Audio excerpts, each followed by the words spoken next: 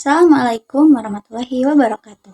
My name is Fina Nazlaul Ilmi with my study number 232122025.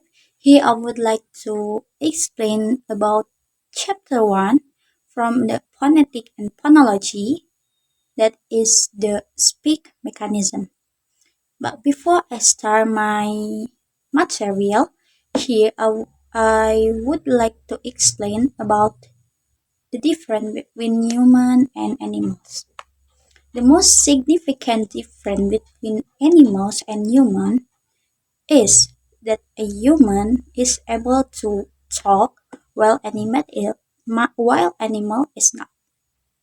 So humans are gifted with biological makeup that differs them from animal.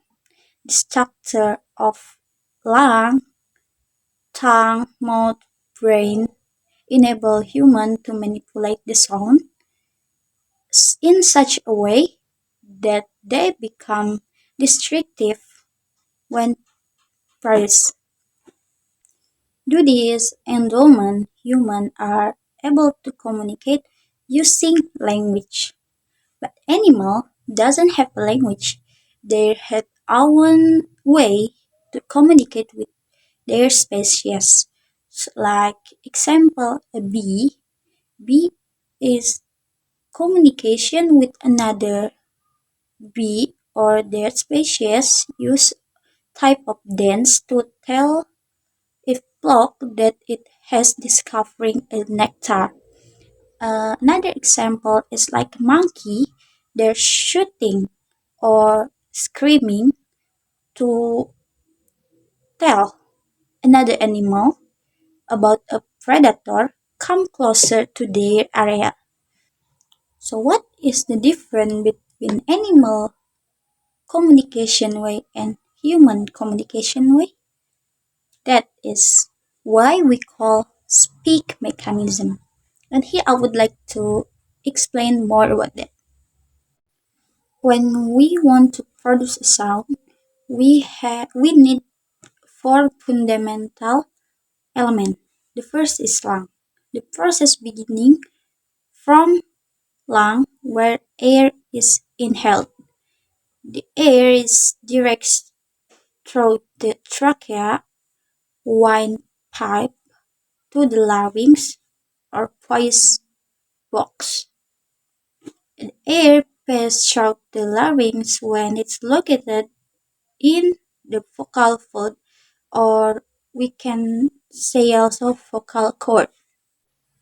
The second is vocal cord or vocal fold.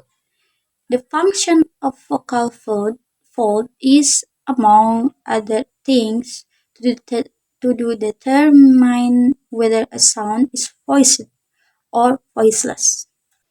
To determine whether a sound, particularly a consonant, is voiced or voiceless, we need to look at the voice onset time or VOT. That is have a standard if between 0.00 until 0.20 millisecond, the, the consonant is voiced. If is between 0.40 until 0.60 millisecond, the consonant is voiceless. After the air through the vocal fold, there will go to resonated. Here, there are two choices to go out through the mouth or to the nose. When it goes to the mouth, we call that oral sound. But if they took out the nose, then we call nasal voice. Next to the articulation, the produced sound then transformed into various consonant and vowel sound, so movement of the tongue, lips, teeth, and palate. Lips can be moved to be in full contact with each other to block the air stream. The lower lip can also be in contact with the tips of the upper teeth. And the second is tongue. Tongue is divided into sections. First is the tip of tongue and the second is the blade. Each part of tongue has their own specific function. Next is the upper part of the mouth cavity is called palate. It is divided into two parts. The front part, which is called the hard palate, and the back part, the soft palate or the velum. Now, the blade can be placed just behind the alveolar ridge on the soft palate to produce the alveolo-palatal sounds T, like T, and D. D, as in the word chip and jeep.